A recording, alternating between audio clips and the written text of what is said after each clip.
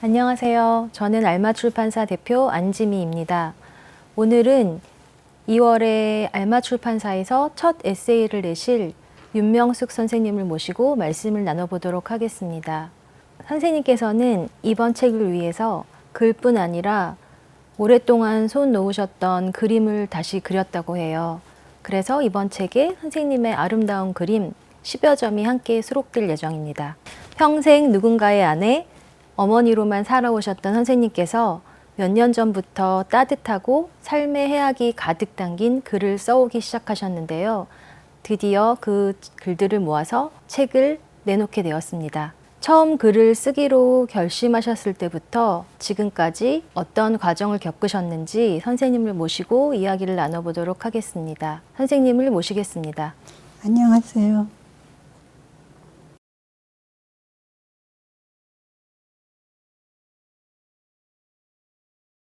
선생님의 글을 읽다 보면 나이는 숫자에 불과하다. 이런 말이 저절로 생각이 나는데요. 그 어떤 젊은이들보다 삶에 대한 열정과 에너지가 느껴집니다. 처음 글을 다시 쓰기 시작하시게 된 어떤 특별한 계기가 있다면 말씀해 주시면 감사하겠습니다. 글을 무슨 목표가 있어서 쓰기 시작했던 거는 아니고요. 한갑 되던 다음 해인가 집안에 좀 일이 있어가지고 마음이 좀 복잡할 때가 있었어요. 그때 딸이 심리 공부를 한 아이인데 엄마를 도와주려고 생각하는 게 글쓰기였던 것 같아요. 마음에 묻어두지 말고 글을 쓰면서 글로 풀어내라는 것 같았어요. 문화센터에 걔가 등록을 해주는 바람에 어거지로 가서 단편소설반인가? 거기에 등록을 했어요. 거기서 몇 년 소설 쓰시는 유재영 선생님 밑에서 처음으로 글 공부를 시작을 했어요. 그러다가 이제 소설도 쓰고 뭐 시나리오도 쓴다고 열심히 돌아다니고 그랬는데 유재영 선생님이 이제 돌아가시고 나서 그 모임이 자연히 없어지고 저도 또 바쁜 일 핑계대고 관뒀어요. 한 10년 글을 외면하고 있다가 이제 이번에 다시 한 것도 물론 또 딸의 문화센터가 있어요. 연세 많은 분들이 많이 나오더라고요. 거기서 글을 쓰기 시작한 거는 처음에 소설 쪽이었는데 소설은 엄두가 안 나서 이제 에세이 쪽으로 그 공부를 이제 따로 했어요. 에세이를 써보니까 부모님 생각이 나는데 이제 옛날 묻어뒀던 나만 아는 얘기를 결국은 쓰게 되더라고요. 이제 부모님이 계시면 이때 이런 얘기를 물어볼 걸, 이런 얘기를 할 걸 하는 게 많이 아쉬웠어요. 그러다 보니 내 아이들도 내가 죽은 다음에 엄마가 어떤 사람이었나를 궁금해할 것 같아요. 부모 자식 한 집에 오래 살아도 서로 잘 이해하고 안다고 할 수가 없더라고요. 내 어머니 아버지 경우를 봐서도 많이 친하고 아버지를 좋아하고 영향을 많이 받았어도 돌아가시고 다음에 아버지가 어떤 분이었냐를 제대로 이해를 못하는 것 같더라고요. 결국 내 애들도 엄마를 그렇게 알겠지 싶어서 이런저런 젊어서 있었던 일, 내 생각 뭐 이런 거를 조금씩 풀어내서 글로다가 남겨놓으면 혹시 아이들이 엄마 보고 싶을 때 글을 또 읽어주지 않을까 하는 욕심이 생겨서 다시 글을 쓰게 됐어요. 선생님의 세대는 굉장히 한국사에서 특별하게 기억될 만한 세대인 것 같아요. 그래서 지금 젊은 독자들이 선생님의 세대를 또 선생님을 어떻게 기억했으면 하는지 그런 바람이 있으시다면 들려주시면 좋을 것 같아요. 지나고 나니까 우리 세대가 고생을 많이 했구나 하는 생각은 들어요. 나름대로 다양한 삶을 살았구나 하는 생각도 들고 요즘 아이들이 경험 못하는 거를 많이 경험을 했잖아요. 일제시대에도 살았고 일본 사람들하고 같이 생활도 좀 해본 적이 있고 6.25 때 피난 다니면서 서울을 떠나서 다른 곳에서 살아봤고 또 많이 굶어도 봤고 그런 세대고 학교도 천막 같은 데서도 공부했었고요. 폭넓은 삶을 살았다고 할까? 아니면은 각박하게 살았다고 할까? 뭐 하여튼 그런 얘기를 하면 손녀들이 굉장히 신기하더라고. 우리는 살아올 때 특별한 일이 될 줄은 몰랐어요. 풍족하고 살기 편하게 됐으니까 더 즐겁고 잘 살아야 할 텐데 우리 세대는 워낙 찌든 세대라 그런지 풍족해도 마음이 풍족하지는 않아요. 그렇다고 불행하지는 않는데 그냥 요즘 세상에 잘 맞지가 않는다 하는 생각이 들기는 해요. 젊은 사람들한테 우리를 이렇게 봐주세요 라고는 뭐 할 말이 없고 내가 하고 싶은 얘기는 그냥 지금 누릴 수 있는 거를 충분히 누리고 살라는 얘기를 하고 싶어요. 우리 아이들한테도 그렇게 말을 해요. 부모님들 따라하지 말라고 그래요. 저 또한 제가 누리고 있는 것에 대해서 만족하지 못하고 지금을 즐기지 못한 그런 삶을 살았구나 이런 생각이 드는데요. 제가 알기로는 선생님께서 서양학과를 들어가셨다가 일찍 결혼을 하시면서 대학을 그만두신 걸로 알고 있어요. 그런데 이번에 책을 위해서 굉장히 오랜만에 다시 붓을 드시고 그림을 그리셨는데 그 오랫동안 잊고 살았던 꿈에 대해서 다시 생각하시지 않았을까? 그런 생각을 해봤습니다. 그림을 그리는 거는 좀 타고나는 재주가 있어요. 그림을 그리는데 어렸을 때 아마 그림을 조금 곧잘 그린 것 같아요. 친정 아버지가 그림을 정식으로 배우지는 않으셨어도 손재주가 있으셨어요. 저도 그림을 아마 초등학교 때부터 재미를 붙여서 그렸던 것 같아요. 중고등학교에 와가지고는 물감 사기도 어렵고 환경이 안 좋았는데도 당연히 그림을 그리는 거라고 생각을 했어요. 또 대학도 당연히 미술 대학을 가는 줄 알았는데 대학 들어와서도 거의 1년 동안 석고대상만 하라고 시키더라고. 요즘은 안 그럴 거예요.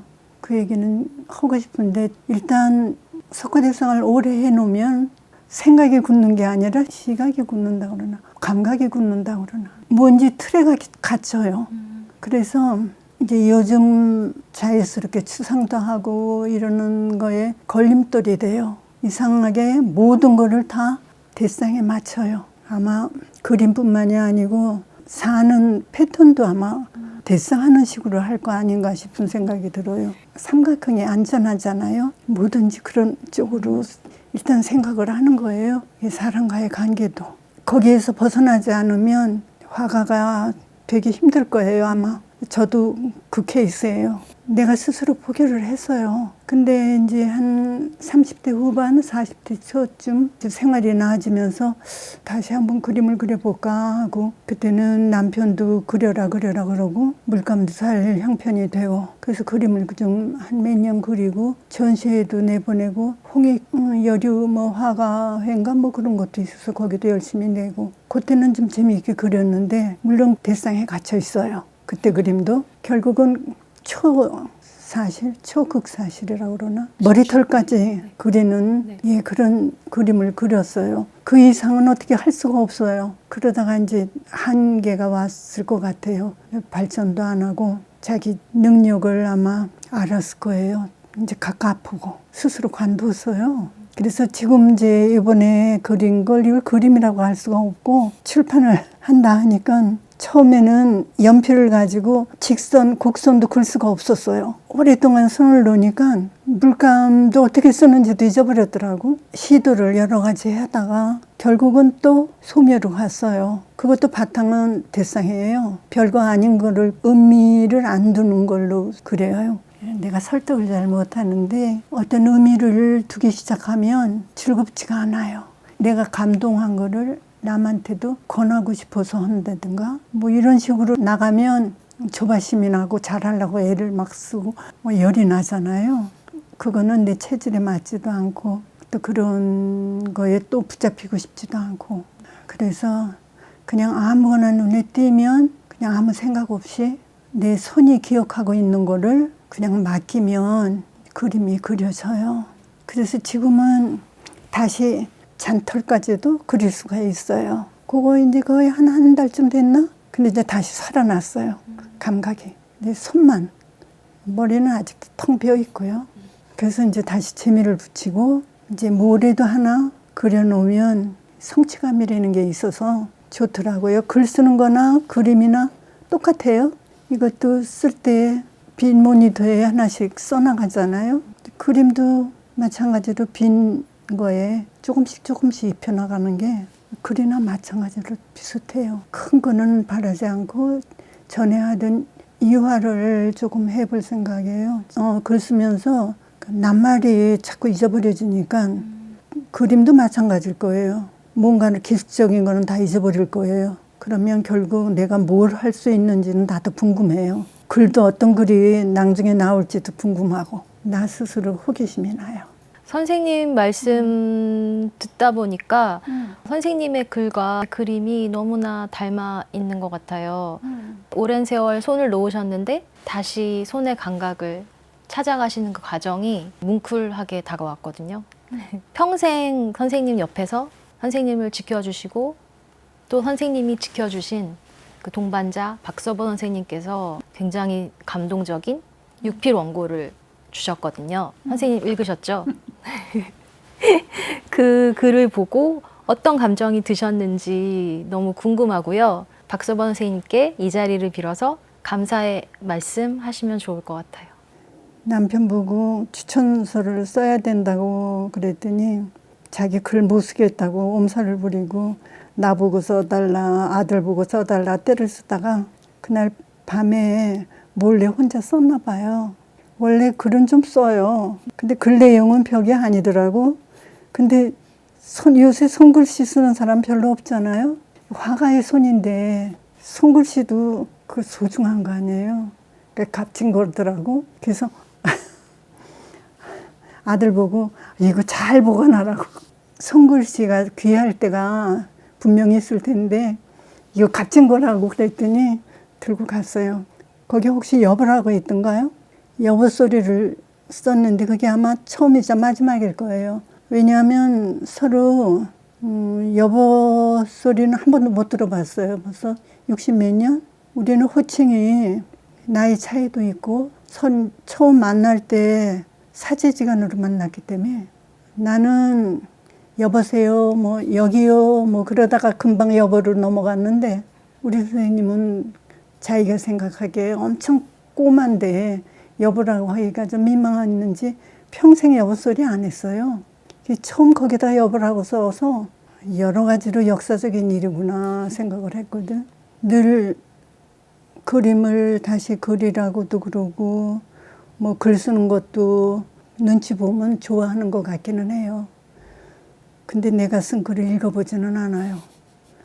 다들 다 읽어보는 줄 아는데 안 읽어요. 그러고는 남들한테 자랑은 해요. 글 쓴다고. 마누라가 글 쓴다 어쩐다. 그리고 이제 남들이 잘 썼어요. 이제 인사말로 해도 그걸 또 고집 있고 또 엄청 좋아해요. 근데 자기는 안 읽어요. 그래도 그렇게 뭐 여보 소리까지 했으니까 감사하다고 생각을 해야죠. 여보 감사합니다. 앞으로도 그림도 열심히 그리고 글도 많이 쓰겠습니다.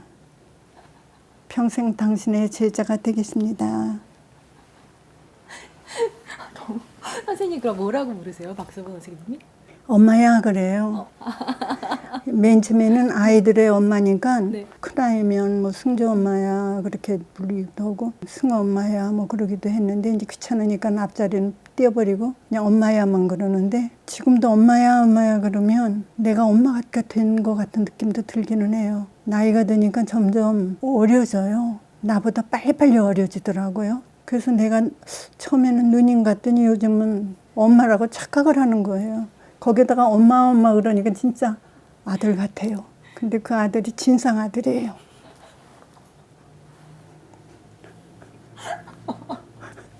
편집해주세요. 너무 재밌네. 선생님의 글을 읽으면서도 너무 유머 감각이 풍부하시다는 생각이 들었거든요. 근데 오늘 이렇게 말씀 나누다 보니까 너무 재미있어서 그 유머 감각이 그냥 딱 이렇게 내재돼 있다 이런 생각이 들었어요. 근데 굉장히 어려운 시절을 지나오셨음에도 불구하고 유머, 어떤 삶의 기쁨 이런 것들을 잃지 않으시고 계속 간직하실 수 있었던 선생님만의 비법 있었을 것 같아요. 유머 감각 있는지 어쩐지는 내 스스로는 잘 모르겠는데 그렇게 말씀하시는 분들이 몇 분 계셨어요. 그래서 정말 내가 개그맨이 될 걸 그랬나 하는 생각도 좀 들기는 했는데 그게 아마 성품을 타고나야 될 것 같아요. 어머니 아버지는 그런 쪽은 아니었어요. 아버지는 좀 근엄하신 편이고 근데 할머니가 말이 없으시고 뚱하신 분인데 어쩌다 한마디 하시는 걸 상당히 뭐라고 그럴까 익살스럽게 말씀하세요. 아무도 그걸 알아채지 못하는데 나만 알아채요. 할머니가 어려운 고비를 많이 겪으셔서 그런 성품이라 그거를 이렇게 묵묵히 이겨내셨나 하는 생각도 들더라고요. 일찍 혼자 돼가지고 아들을 키우셨거든요. 아버지를. 할머니한테서 혹시 그런 걸 이어받질 않았나. 너무 고맙죠. 요즘 애들은 조금만 좀 어려운 일이 있어도 참지를 못하잖아요. 근데 나는 참은 게 아니고 느끼지를 못했어요. 내가 이렇게 고생한다든지 경제적으로 어렵다든지 외롭다는 소리니 전혀 그런 거를 그냥 느끼지를 못했어요. 예를 들면 이제 여기 그림 그리는 남편이니까 7, 8년은 뭐 직장도 현치 않고 그래서 뭐 수입도 별로 없고 그랬는데 그림 그리는 사람들이 술을 많이 하잖아요. 그러니까 밤마다 술을 많이 먹고 통행금지 전에 들어오고 그랬어요. 그거를 요즘 텔레비 보면서 뭐 부부 얘기들 많이 하는 거 이렇게 보면 참 나하고 생각이 많이 다르구나 하는 생각을 하는데 나로 말할 것 같아. 내가 만약 지금 같은 세대였다면 못 살았을 거예요. 한 1년도 못 했을 거예요, 결혼 생활을. 이제 그림은 그러면 또 언제 그리냐. 밤에 그리잖아요. 초저녁까지는 술 먹고 밤에는 그림 그리고 코빼기도 볼 수가 없는 거예요. 늘 혼자 팽개쳐져 있다고 생각을 하면 견디기 힘들잖아요. 근데 나는 그걸 그렇게 느껴본 적은 없어요. 그 시간엔 내 시간이니까 그냥 내 나름으로 잘 지냈던 것 같아요. 씩씩 잔다든지 뭐 일거리 꺼내서 뭐 한다든지 내가 뜨개질을 잘하고 바느질을 잘하거든. 애들 옷 만들고 내 옷도 만들어서 입고 애들 아마 사진 찍은 거 보면 다 내가 떠서 입힌 거더라고 보니까. 그런 시간을 그런 식으로 잘 견뎌가지고 평생 술 마시는 남편하고 잘 살았어요. 근데 지금은 이제 나이도 있고 그 건강이 나빠져가지고 술을 그렇게 많이 못 하잖아요. 그러니까 그냥 계속 붙어 있으니까 답답하더라고. 좀 나가줬으면 싶은데 안 나가잖아. 못 나가지. 그렇다고 구박할 수는 없고 그냥 그래요. 얘기하다 보니까 뭘 물어봤는지 잊어버렸어. 선생님께서는 그 삶의 철학이 부정보다는 긍정에 훨씬 더 기울어 계신 것 같아요, 항상. 그래서 지금 우리 모두가 힘들다고 하는 이 코로나 시대를 건너고 있는데 선생님만의 특유의 긍정적인 마인드로 잘 지내고 계실 것 같거든요. 외출도 자유롭게 하지 못하시고 손자, 손녀도 자주 보지 못하셨을 것 같은데 지금 어떻게 지내고 계신지, 그리운 사람들과 어떻게 소통하고 계신지 궁금합니다. 그래서 이제 코로나가 물론 무섭죠. 근데 그렇게 남들처럼 그렇게 답답하거나 아니면 공포스럽거나 그렇게까지는 느끼지 않아요. 뭐 걸린다 해도 걱정되는 거는 이제 내가 걱정되는 게 아니라 주위에 이제 가족들한테 폐가 되는 거가 좀 걱정스러워. 그러니까 조심은 하죠, 물론. 그냥 평소나 별로 다르지 않아요. 근데 가족들 코로나라고 그래서 안 보는 게 아니라 걔네들이 자주 안 와요. 늘 비슷해요. 그래서 괜찮은데 원래 내 성격이 나도 이상하고 그것도 고치고 싶은데 안 되는 건데 성향은 변하지가 않더라고. 고친다고 해서 되는 것도 아니고 이게 열정이 없는 것 같아요. 표현을 잘 못해요. 그래서 애새 키우면서도 손녀들을 물론 사랑하고 귀엽고 소중하고 그런데도 남들을 보면 깜짝깜짝 놀래요. 전 그렇게 못하니까.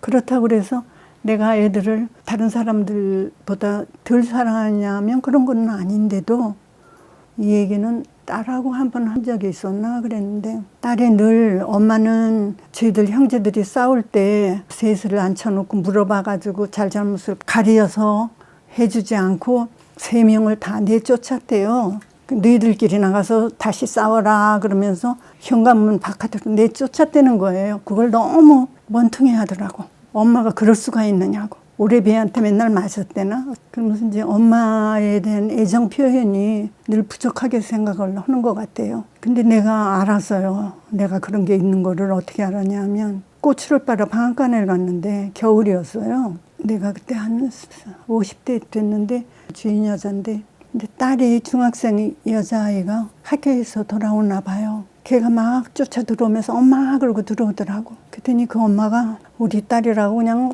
오는 놈을 막 껴안더니 손이 얼마나 시려웠느냐고 막 쪼물쪼물하면서 호호호 불어주고 껴안고 쓰다듬고 껴안고 뽀뽀하고 그거를 이렇게 그림 보듯이 보면서 왜 나는 저렇게 한 번도 저렇게 못 해봤을까? 그거 어려운 것도 아닌데 왜 애들한테 저렇게 안 했을까? 내가 다른 사람들보다 좀 다르구나 하는 생각을 그때 했어요. 근데 그렇다고 벼랑간 그때부터 뭐 딸을 껴안고 뽀뽀를 하겠어요? 어떻게 하겠어요? 그래서 결국은 성품은 변할 수가 없더라고. 그냥 아이들이 엄마의 이런 점을 그냥 알아주고 저희들을 많이 사랑한다는 거를 알아주고 우리 소녀가 할머니를 잘 이해를 하는 것 같기는 한데 그렇게 이해를 해주고 그리고 할머니를 좀 사랑해 줬으면 좋겠어요. 책 작업이 이제 거의 막바지여서 곧 세상에 나오는데 오늘 말씀하신 중에 이 책 제목이 힌트가 나왔어요. 그래서 독자 여러분들이 책 제목이 뭘까 궁금하실 텐데 비밀로 남겨두기로 하고요. 책이 세상에 나오는데 가족들에게 또 이 책을 읽을 젊은 독자들에게 글쓰기를 같이 하신 친구들에게 선생님께 인사 말씀하시면서 오늘 인터뷰를 마치겠습니다.